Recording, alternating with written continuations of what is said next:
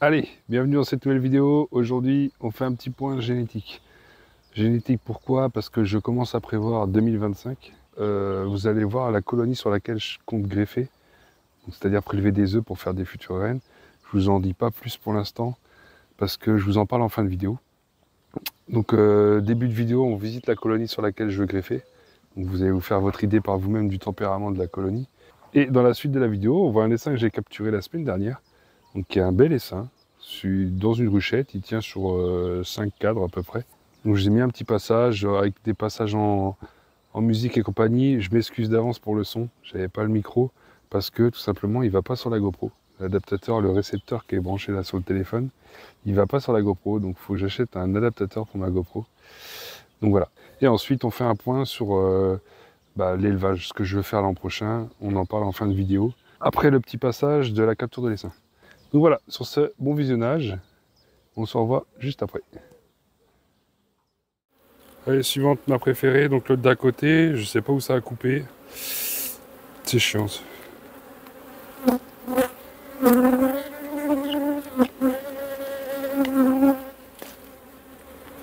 Voilà. Allez, suivante, c'est le bordel sur celle d'à côté. Celle-là, c'est grosse mielée. Donc là, ça doit monter dans les hausses. Un truc de fou. J'ai bien mis en route parce que je sais plus où j'en suis. Ouais, c'est bon. Donc j'espère que ça va pas être comme celle d'avant où elles étaient sur le micro, elles vous ont embêté en permanence. Déjà, d'ailleurs, est-ce qu'il est allumé? C'est bon, il est allumé. Hop. Donc celle d'à côté va venir nous chagriner, hein, ça c'est sûr et certain. Parce que celle-là, elle est cool habituellement.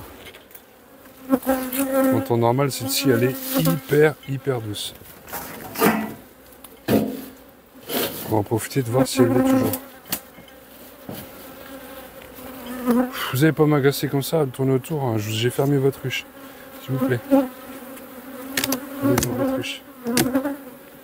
Ah, la deuxième hausse, regardez-moi ça. Ah non, vous allez peut-être pas voir où vous êtes, mais elle est pleine d'abeilles. Ah, pleine. Celle du bas doit être plus pleine d'abeilles. Mais je peux vous dire que là, il y a du monde. Et que ça doit déjà rentrer dans la deuxième hausse. Vu le monde qu'il y a, ouais, ça c'est presque plein. C'est même plein. Voilà, c'est plein. Ah, presque plein. Ils ont encore de la place. Est-ce qu'elles bâtissent ces cadres à bâtir? Elles les bâtissent. Et elles les remplissent. Voilà. Comment dire, celle-là va me faire minimum de hausse, je pense. On viendra voir la semaine prochaine. Bon, ils annoncent de l'eau la semaine prochaine, ça va les ralentir un peu. Ça c'est plein. Bâti est plein, c'était pas bâti ça. Hein. C'est les 4 tout neufs de cette année. Ça c'était bâti. Ou je sais plus, si je crois que c'était bâti. Oh putain, c'est plein ça. Oh, vu le poids que ça fait, ça devait être bâti. Oh. Ah ouais, mais c'était pris avec les 4 du dessous. Je suis en train de me poser la question.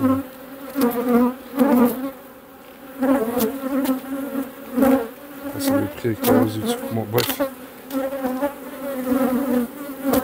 Non, même pas. Oh, la hausse du dessous, je vous les ai mis. Ça n'annonce pas encore la couleur. Vous allez voir très vite. Ah, là, il y a 5-6 kilos déjà. Oh, j'ai posé mardi. Là, vous voyez, les cadres, ils dégueulent de miel. Ça, c'est une très belle colonie. C'est ma préférée. Non seulement elle est cool, bah là, elle va peut-être être un peu moins parce qu'on est sur du miel de châtaignier. Et quand je dis miel de châtaignier, c'est pas la petite mielée. Oh, ça, c'est pas à craquer. Ah.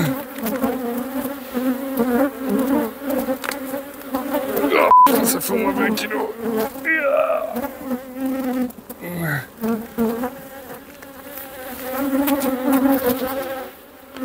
T'es belle toi ma colonie là. Voilà, je t'embête pas, je fais la moitié des cadres. S'il n'y a rien sur la moitié des cadres, taillot. Hein. Pas l'embêter 3 jours celle-là, elle est super cool. On va pas tuer la reine, c'est une reine sur laquelle je compte celle-là.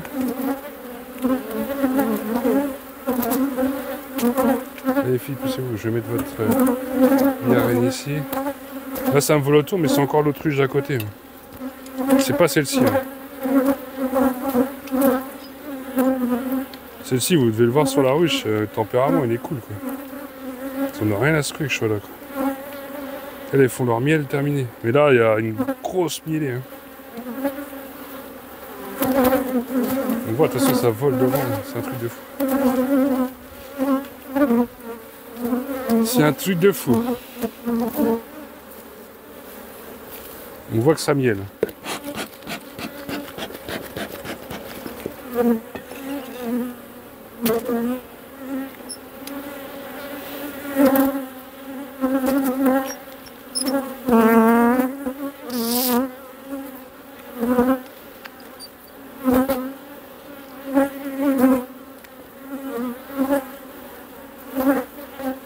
J'ai rien dans le corps.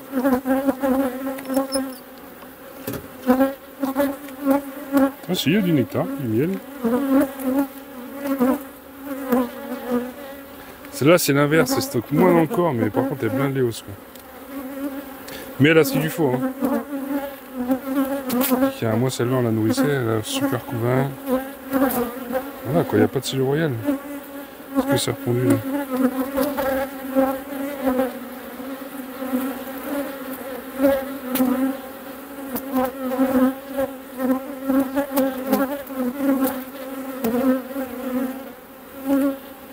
Il n'y a pas d'œuf. Ah, là devrait y en avoir. Ah, c'est pondu. Ah, il y a des œufs là-dedans. Alors maintenant on fait la guerre aux cellules royales, on sait qu'il y a des œufs, on sait que la reine est dedans. Donc là on chasse les cellules royales. Ça propolis pas énormément. Ça propolis un peu, hein, ça reste des abeilles. Mais vraiment 3 fois rien. Ça bosse, les cadres là, hein, ils sont beaux. Ça bosse très bien. Il y a du couvain, c'est super beau.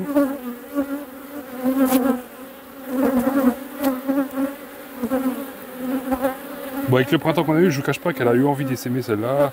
Ça a duré jusqu'à mi-mai à peu près, et depuis mi-mai, elle veut plus essaimer. Je contrôle toujours tous les 10 jours, moins fréquemment forcément, tous les 10 jours, mais je contrôle toujours. Il n'est pas à l'abri qu'il arrive une connerie à la reine ou qu'elles aient envie d'essaimer parce que voilà, on met une hausse un peu trop en retard. Parce que là, la 3e hausse, elle va pas tarder. Hein. Là, pour ce week-end, ça va aller. Elles vont arriver à remplir la maison ou remplir la 2e. Elle va faire la 3e dans la foulée. Hein. Il n'y a pas photo. Hein. Là, c'est pondu. Elle met du nectar comme l'autre, elle met du nectar là en attendant. Parce que ça arrive tellement vite dans la ruche, en fait, je pense. Hein. Ça arrive tellement vite dans la ruche qu'elles n'ont pas le temps de monter le nectar. Du coup, elles le stockent dans le corps où il y a de la place et puis elles repartent butiner. Et c'est les magasinières qui, elles, vont prendre le nectar. Non, il y a une ébauche qui n'est pas pendue là. C'est les magasinières qui, elles, vont prendre le nectar. Vous voyez, elles s'envolent pas. Regardez, je suis là. Ça me saute pas dessus, quoi. C'est vraiment pas celle-là qui me tourne autour. Vous voyez, elle est calme, elle me saute pas dessus. Elle vient même pas me voir sur mes gants. C'est un truc de fou. Hein. Elle fait sa vie, cette ruche. Donc elle, ce sera sûrement ma souche pour faire mes rennes l'année prochaine. Si elle passe l'hiver, elle va prendre une retraite bien méritée parce que là, elle fait du super boulot. Donc on la mettra en retraite pour la production de miel et on la mettra par contre en... Bah, elle fera des rennes pour moi. Hein.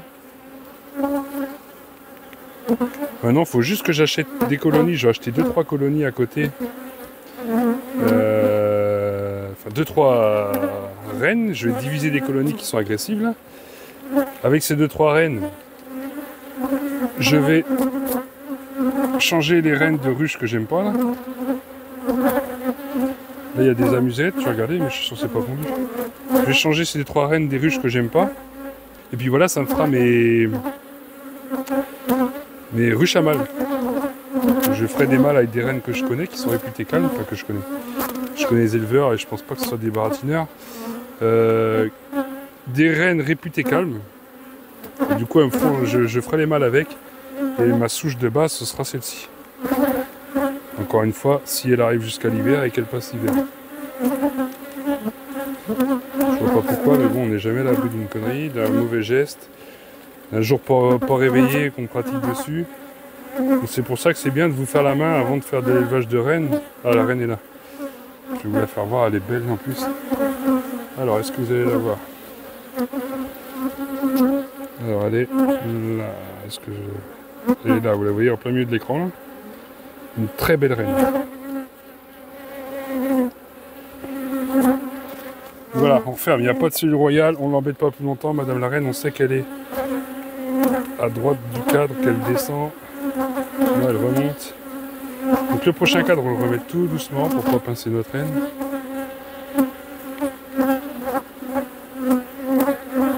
Voilà, on ne pousse pas. Et là, maintenant, on peut aller un peu plus vite. On sait qu'elle ne va pas passer sur ce cadre-là en 2 secondes. Les abeilles, c'est pas trop grave, si on les pince, on les abîmera pas. La reine a un plus gros abdomen.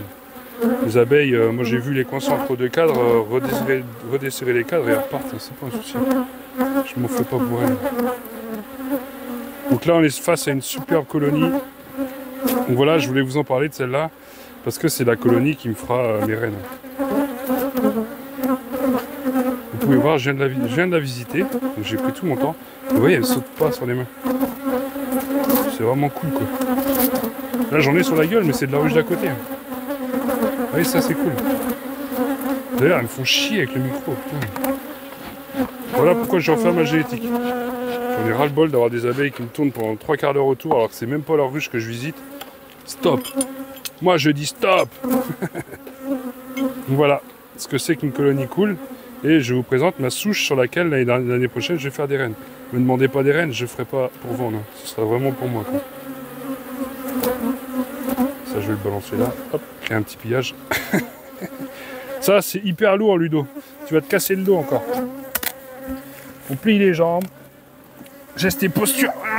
C'est super lourd. Désolé pour vos oreilles. Mais là, c'est pas du chiquet, hein.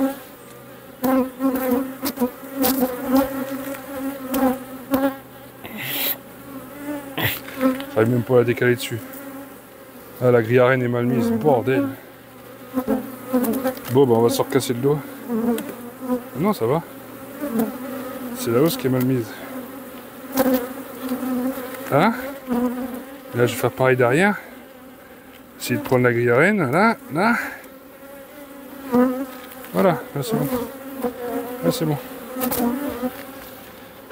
Ensuite la hausse du dessus, on va enlever ça parce que sinon ça va abîmer des abeilles. Voilà pourquoi c'était collé ici. Et ensuite la deuxième hausse qui elle a un peu moins, mais elle va se remplir, hein, dans la semaine, elle est pleine. Même ce week-end. Elle les annonce beau ce week-end. Donc voilà. Un petit point pour celle-ci. Allez, récupération d'un essaim d'abeilles. Donc on commence par les pulvériser. Pour éviter qu'elles volent trop.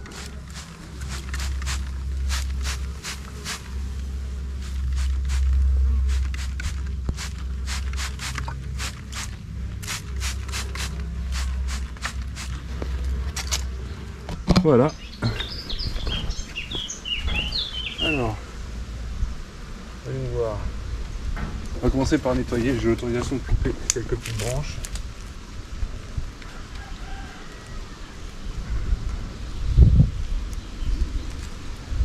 On va commencer par nettoyer un peu ce qu'il y a à côté.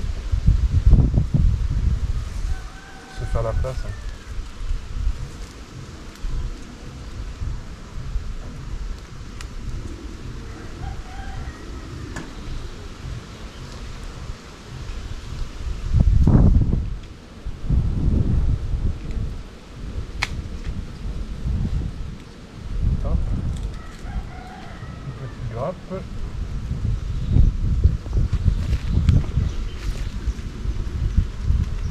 Ah, dommage, j'ai mal vu.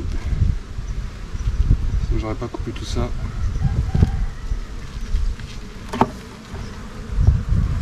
Hop, on les pose là, elles vont rentrer toutes seules. Et ensuite on va prendre l'essaim principal. Je pense que ça va être bon. Ouais, ça a l'air pas mal.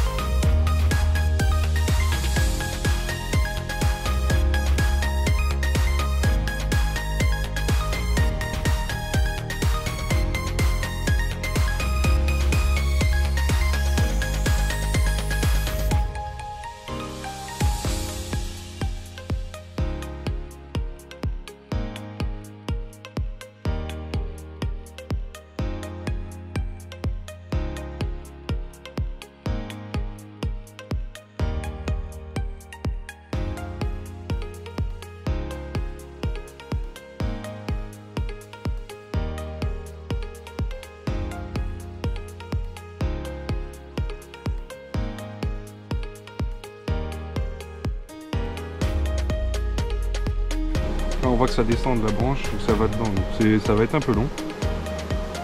Ouais, les sœurs.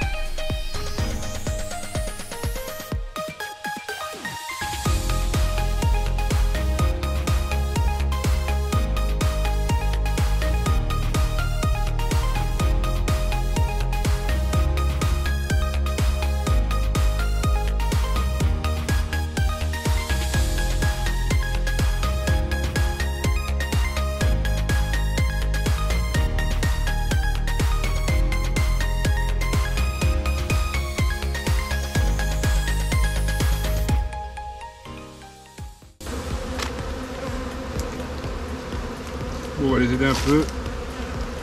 C'est un peu lent, on a pour la journée.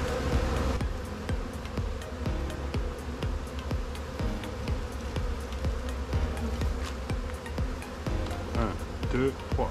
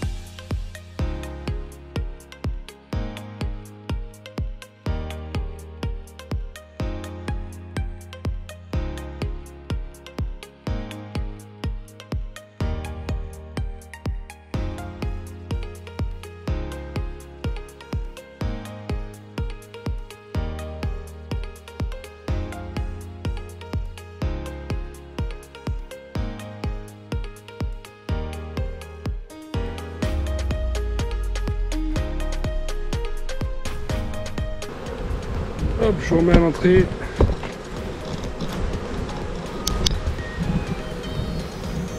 Voilà, donc là on a fermé la ruchette. Et là on attend de voir ce qui se passe à l'entrée.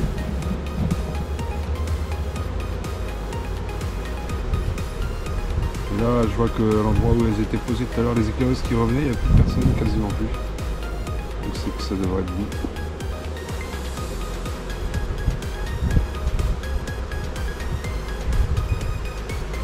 Ça commence déjà à faire le ménage en fait dans la ruchette, je sais pas si vous voyez.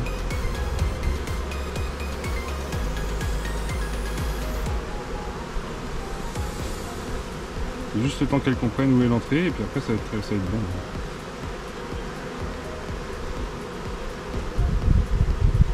Moi ça annonce l'heure de la pause, je vous laisse devant et puis moi je vais voir ailleurs si vous y êtes.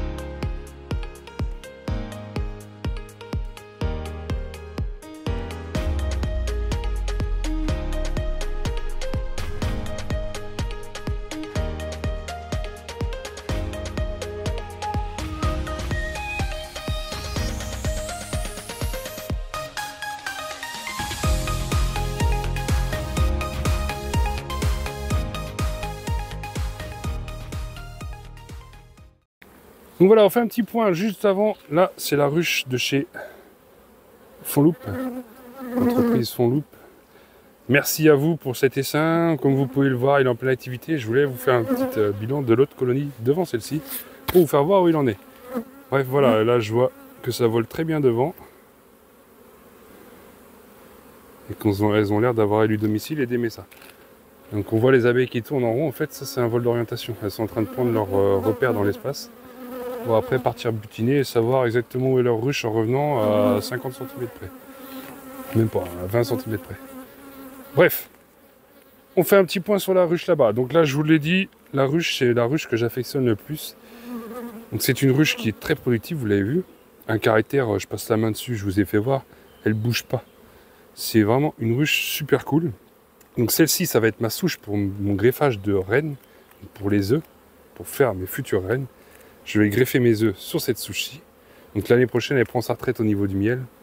Elle partira en retraite sur un rucher de fécondation. Enfin, un rucher d'élevage que je vais mettre en place l'année prochaine. Donc elle partira sur un rucher d'élevage avec une colonie qui est ultra violente, là, que je vais diviser en deux. Je vais acheter des rennes sélectionnées pour leur calme à la base.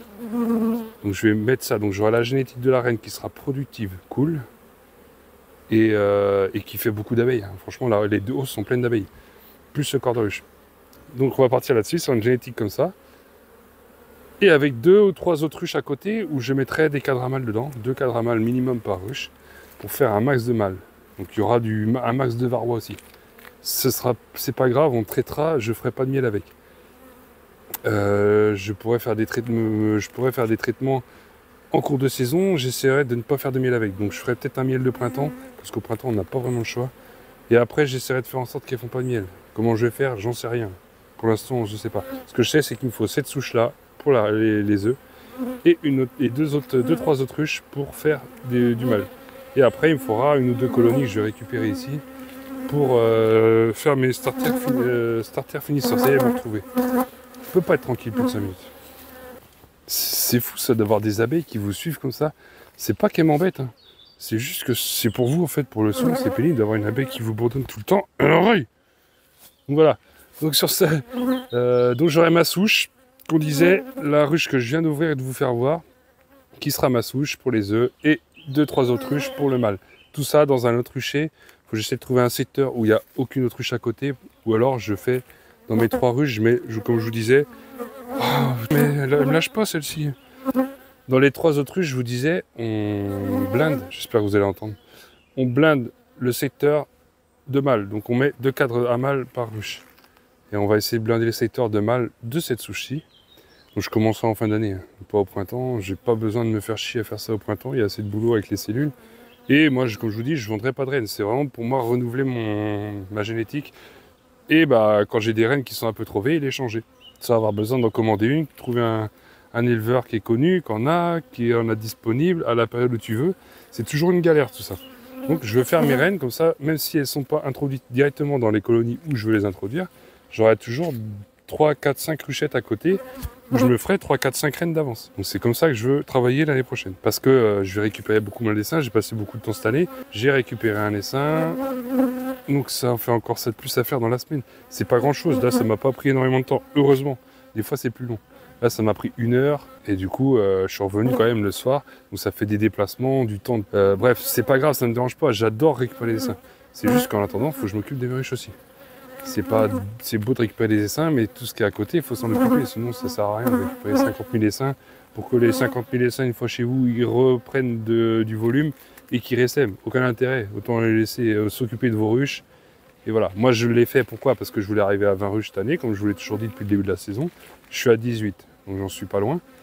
Donc je vais attendre et je vais bien voir ce qui se passe. Donc voilà, sur ce, merci d'avoir regardé la vidéo. Je vous souhaite de bonnes vacances à ceux qui vont pas tarder à aller en vacances. Et bah, dommage à ceux qui sont déjà revenus. Bonne reprise du travail. Et sur ce, portez-vous bien. À la prochaine.